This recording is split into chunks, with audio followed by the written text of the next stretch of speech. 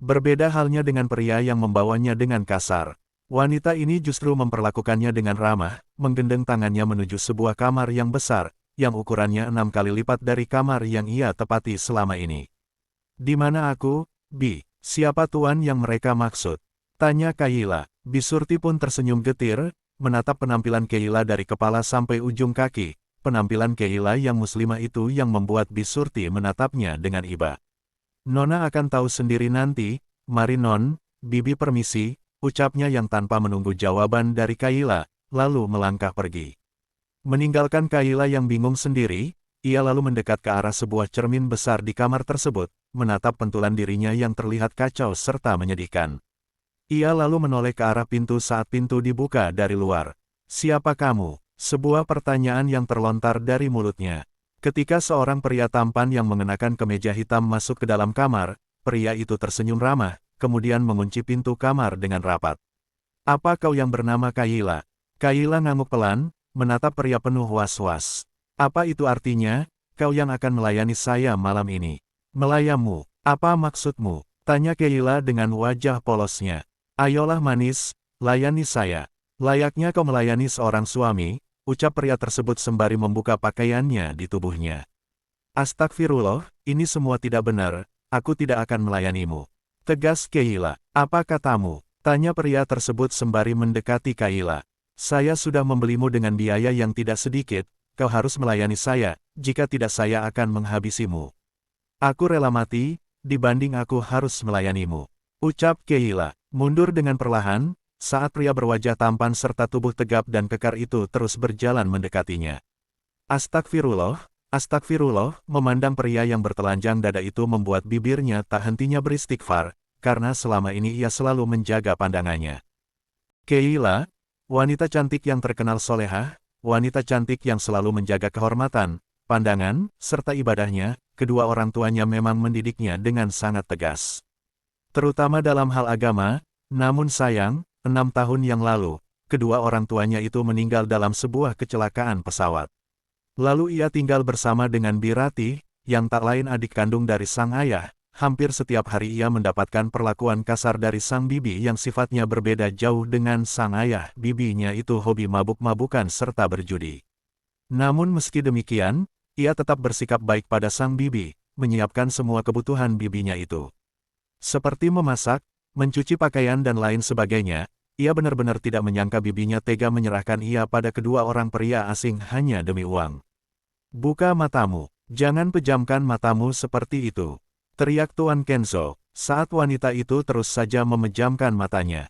Kenzo, lelaki berusia 30 tahun, merupakan pimpinan sebuah kelompok mafia yang ia namai Black Hole.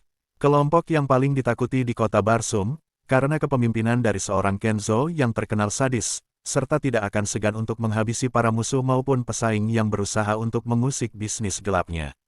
"Tidak," balas Kayla tegas, sembari terus memejamkan matanya, "aku bukan wanita cantik, aku hanyalah gadis biasa, aku tidak bisa memuaskanmu, Tuan, aku juga tidak sudi melayani Tuan yang bukan mahramku. Karena zina merupakan dosa besar," ucap Kayla tegas, berharap pria itu bisa mengurungkan niatnya. Pria berwajah tampan dan dingin itu pun tergelak, baru kali ini ada seorang wanita yang menolak serta membahas tentang dosa di hadapannya. Selama ini, banyak wanita-wanita cantik yang bahkan rela melakukan apapun agar bisa tidur dengannya, tentu saja karena kekayaan serta wajah tampannya yang mempesona, membuat banyak wanita tergila-gila dengannya. "Apa kamu meragukan jika saya ini bisa memuaskanmu? Ayolah, saya akan membuatmu merasakan kenikmatan yang tidak akan pernah bisa kau lupakan." "Istighfar Tuan, istighfar." Pria itu tersenyum sinis sembari terus mendekati gadis berparas cantik yang tengah menatapnya dengan tatapan takut. "Tolong jangan lakukan ini. Aku mohon, Tuan, tolong jangan menodaiku. Aku mohon." Dengan bibir yang bergetar, Kayla terus memelas, kedua pipinya pun sudah basah karena derai air matanya.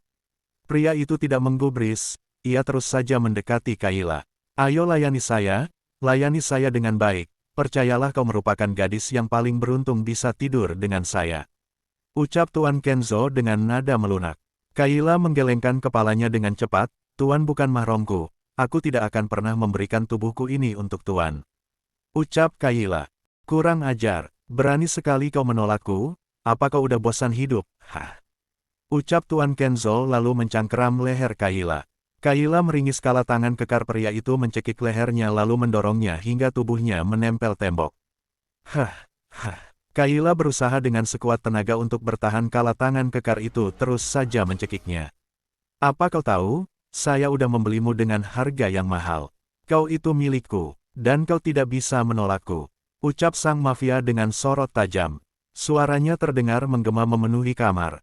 Kau layani saya, atau akan saya habisi kau saat ini juga, ucap pria bermata elang itu penuh ancaman. Kayla yang lehernya dicekik itu hanya bisa menggeleng, hal itu hanya bisa menggeleng.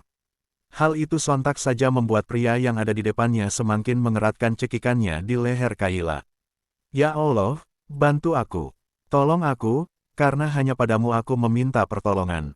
Mohon Kayla di dalam hati kecilnya sembari menahan rasa sakit dan sesak yang campur aduk. Jika ini akhir hidupnya, ia pun rela, baginya lebih baik mati. Daripada ia harus merelakan kesuciannya pada lelaki yang bukan mahram. Tok, tok, Tuan. Tuan, terdengar suara ketukan pintu disertai dengan suara seseorang memanggilnya. Sid, Kenzo mengumpat kesal, lalu dengan terpaksa melepaskan. Cangkeramnya di leher Kayla kemudian melangkah dengan gusar meninggalkan Kayla yang langsung terbatuk karena ia hampir saja kehabisan napas.